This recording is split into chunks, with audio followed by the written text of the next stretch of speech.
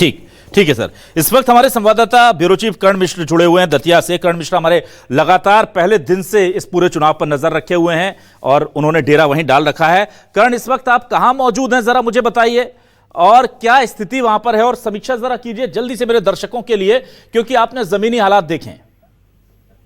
बिल्कुल, देखिए अभिलाष जी, में इस वक्त जो है राज परिवार का जो महल है जी, कुंवर घनश्याम सिंह जो कि कांग्रेस पार्टी के प्रत्याशी बतौर चुनाव मैदान में थे और अब नवनिर्वाचित विधायक जो हैं वो चुन लिए गए हैं। दतिया की विधानसभा के जो मतदाता थे उनका जनादेश जो है उनके साथ में आया है और यहाँ पर आप देख रहे हैं कि काफी संख्या में जो है कार्यकर्ता यहाँ पर आ चुके हैं।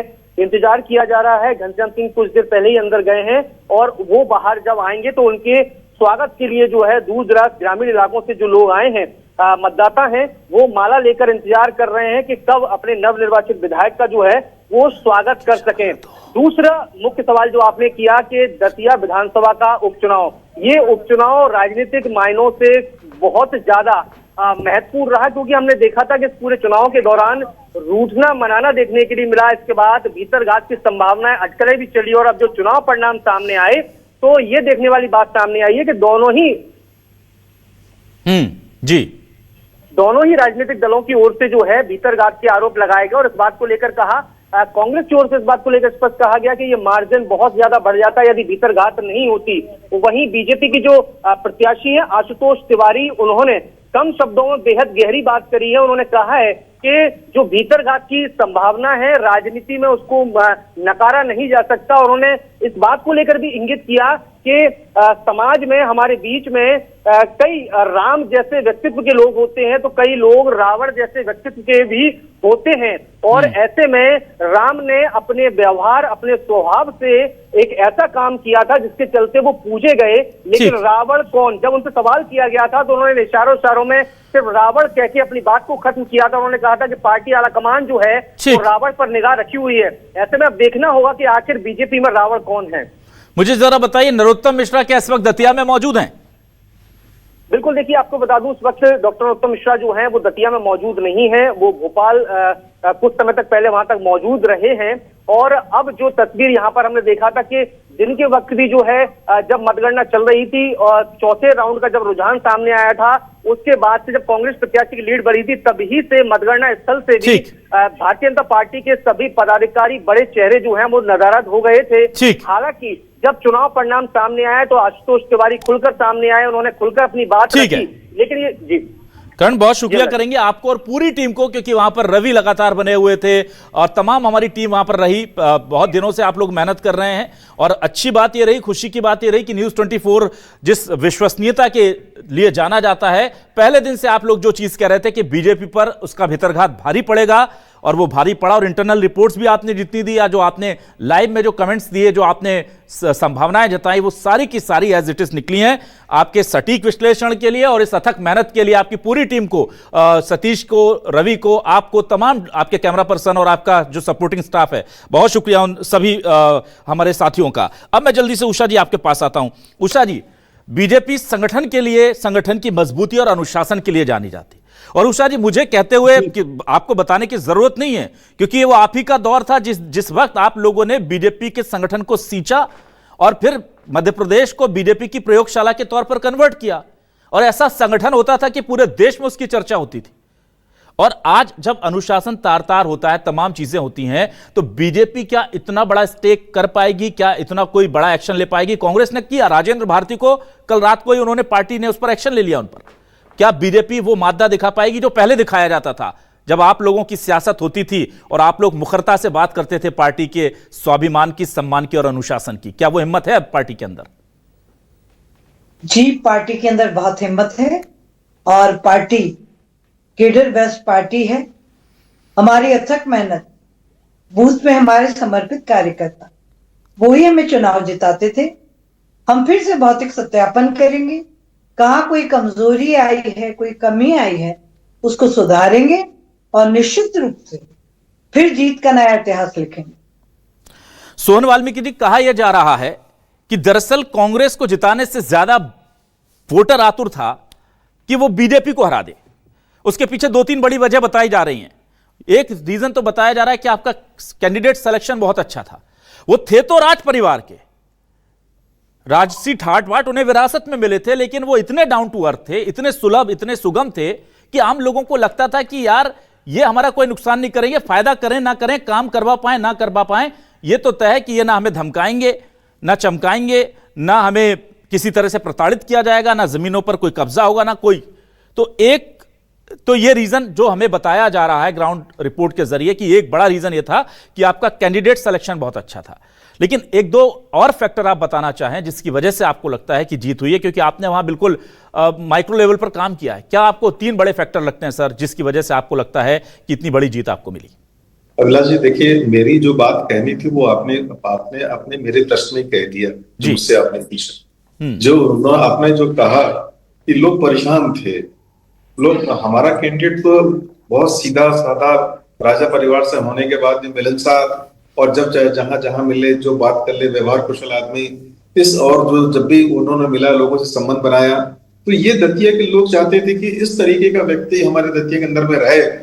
तो आपने जो बोला ना कि जो अत्याचार और जिस तरीके से लोगों की लूट मची थी, जमीन की बात कराएं, दूसरी बात कराएं, लोगों को अत्याचार करके जबरदस्ती केस बनाकर प्रकरण बना के जेल में पहुंचा दे, ये सब चीज से त्रस्त हो गए थे लोग। तो लोगों ने कहा कि हमें एक ऐसा व्यक्ति चाहिए कि जो हमारी बात सुन सके, हमारे तरह रहे और एकदम लोअर ग्राउंड के अंदर में वो काम करे, आम जनता की तरह वो रहे, सरकार रहे ना रहे मगर संबंध, व्यवहार और उसकी व्यवहारिकता बनी रहे। लोगों की ये भावना थी आम जनता की, और उस आम जनता की भावना ने समझते हुए घनश्याम जी को चुना।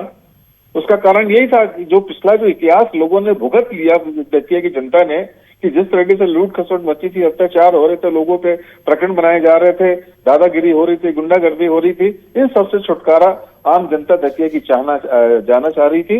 और निश्चित रूप से हमारा जो बूथ का कार्यकर्ता है, संगठन के लोगों ने मिलजुल कर पूरी एकता के साथ में काम किया, और हमारे जो पीसीसी अध्यक्ष हैं और हमारे उमंग संघार जी नेता और प्रतिपक्ष हैं, और भी ऐसे हमारे बहुत सारे विधायक, और सब लोगों ने पूरी निष्ठा के साथ में रात दिन भूख कर कड़ी मेहनत करी, और उसी का परिणाम आपके सामने दिख रहा है। ठीक है, अब मैं जल्दी से आ जाता हूं दिनेश जी आपके पास। दिनेश जी, ये क्या वाकई में सियासत का वो कहते हैं ना कि एक एग्जाम्पल देखने को मिल रहा है कि जहां एक राजा जो है, जनता उसे बहुत अच्छा पा रही है, उसे अच्छा मान रही है कि यार वो हमसे अच्छे से बात करता है, उसके अंदर घमंड नहीं है, उसके अंदर बदले की भावना नहीं है, और वो लोग जो जमीन पर थे, छोटे मोटे कार्यकर्ता, पार्टी ने उन्हें सर पर बैठा दिया, उन लोगों को स्वीकार नहीं कर रही। तो क्या वाकई में सियासत इतना ज्यादा संक्रमण फैला देती है आदमी के अंदर कि आपको गद्दी मिली और आप भूल जाते हो कि आपकी जगह कहां है? ये क्या, किस तरह का एग्जाम्पल सेट किया है दतिया की जनता ने सर, ये बताइए। दतिया तो देखिए कि लोग जो है भुक्तभोगी थे, उन्हें पता था कि जो है उनके साथ क्या हुआ, और यदि जो है इस बार फिर से कोई गलत निर्णय हो गया तो क्या होगा आगे, ये सारी चीज लोग जानते थे। देखिए, ये छवि तो अपनी काम करती है, लेकिन स्ट्रेटजी बहुत महत्वपूर्ण है कि कांग्रेस ने अपना कैसे डैमेज कंट्रोल किया। अवधेश नायक जो ये मान रहे थे कि ये पूरा जो मामला है अवधेश नायक के कारण फैल जाएगा, लोग ये मान रहे थे कि समाजवादी पार्टी और कांग्रेस आमने सामने होगी तो भारतीय जनता पार्टी जीत जाएगी। लोग ये वहां मान रहे थे कि आजाद समाजवादी पार्टी का जो एससी वोट है वो कांग्रेस को नहीं मिलेगा आजाद समाजवादी पार्टी के होने से। लेकिन ये सारी रणनीति कांग्रेस की ने तैयार की थी कि उन्हें यदि आजाद समाज पार्टी से कोई उम्मीदवार देना है तो एससी नहीं देना, यादव देना है। तो ये जो कहीं ना कहीं ग्राउंड पर जो उनकी स्ट्रेटजी थी कांग्रेस पार्टी की, जीतू पटवारी की मेहनत को कोई भी इनकार नहीं कर सकता। उन्होंने तो जिन परिस्थितियों का सामना वो पिछले कुछ दिनों से कर रहे हैं, उनके लिए तो ये चैलेंज था, ये जीत तो उनके लिए बहुत जरूरी थी। तो उन्होंने उसी समर्पण भाव से किया, और एक नहीं, उन्होंने सारे विधायकों को लगाया जहां जिसकी आवश्यकता थी, सारे बड़े नेता साथ थे। आप देखिए कि इस पूरे चुनाव में ये कहने को नहीं मिला कि कांग्रेस बिखरी हुई है। जिस भी नेता को कहा गया वो वहां प्रचार करने पहुंचा। तो जो एकता वहां दिखाई, जो रणनीति वहां इस्तेमाल की गई, वो बहुत महत्वपूर्ण रही। छवि से ज्यादा महत्वपूर्ण थी कि आप कास्ट इक्वेशन कैसे बिठाते हैं और ग्राउंड मैनेजमेंट कैसे करते हैं, पोलिंग स्टेशन पर कैसे मैनेज करते हैं। ठीक है, एक चीज और मैं जानना चाहूंगा दिनेश जी आपसे, अब इस हार का जिम्मेदार कौन माना जाए? क्या नरोत्तम मिश्रा बलि का बकरा बहुत इजीली बन जाएंगे? क्योंकि अगर नरोत्तम मिश्रा जिम्मेदार नहीं है तो फिर संगठन जिम्मेदार है या सरकार जिम्मेदार है, और वो बड़ा रिस्क हो जाएगा सर। या तो संगठन की नीतियां, संगठन की तैयारी, संगठन की रणनीति, इसे स्वीकार करना पड़ेगा उन्हें कि हाँ भाई हमसे चूक हो गई, या फिर सरकार के कामकाज को दोष देना पड़ेगा। तो क्या यह माना जाए कि नरोत्तम मिश्रा, क्योंकि हेमंत खंडेलवाल जी का बयान आया अभी और वो इशारों में कह रहे हैं, नाम नहीं लिया उन्होंने, लेकिन कह रहे हैं कि जिन्होंने भितरघात किया है, अनुशासनहीनता की है, उन पर कार्रवाई की जाएगी। तो क्या अब माना जाए कि अगला नंबर नरोत्तम मिश्रा का लग सकता है, या आपको लगता है कि इतनी हिम्मत अभी पार्टी का संगठन नहीं कर पाएगा? नहीं, देखिए क्या है, मुझे लगता है जो पार्टी के पुराना भी जो जिस तरह के निर्णय होते हैं वो इस मामले को फिर एक उठा के रख देगी कि हमने समीक्षा कर ली, कोई आवश्यकता नहीं है। क्योंकि ये नरोत्तम मिश्रा भी सवाल पूछ सकते हैं कि मेरा टिकट किस आधार पर काटा गया और क्या आपके पास जो है कार्यकर्ताओं की सहमति थी, वो भी तो संगठन से पूछेंगे ना। वो कोई छोटे नेता तो नहीं है, वो तो कईयों को टिकट दिलाने में मदद करते हैं, वो खुद की टिकट कट गई हो तो ये सवाल तो पूछ ही सकते हैं वो कि आशुतोष तिवारी के नाम का किसने रिकमेंड किया था और क्या आधार था उनका। सवाल तो उन्हें भी संगठन से पूछना है। जब संगठन में लोग आमने सामने बैठेंगे तो मुझे लगता है उसके बाद ठीकरा फोड़ने की नौबत नहीं आएगी, क्योंकि इसके बाद बहुत सारे सवाल उठेंगे कि आपकी हार लगातार क्यों हो रही, सरकार का परफॉर्मेंस क्या है, आपने ग्राउंड पर क्या किया, किस तरह का काम किया। क्योंकि फिर एक पार्टी के भीतर घमासान की स्थिति भाजपा नहीं चाहेगी कि एक घमासान हो और एक नेता फिर से खड़ा हो।